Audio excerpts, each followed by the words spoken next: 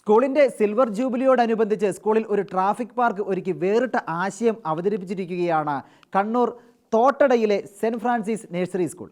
അനുദിനം പെരുകുന്ന അപകടങ്ങളെ വരും തലമുറയിൽ നിന്നെങ്കിലും ഒഴിവാക്കാൻ ചെറുതിലെ തിരുത്തണമെന്ന ആശ്രയം മുൻനിർത്തിയാണ് ട്രാഫിക് പാർക്ക് ഒരുക്കിയിരിക്കുന്നത്.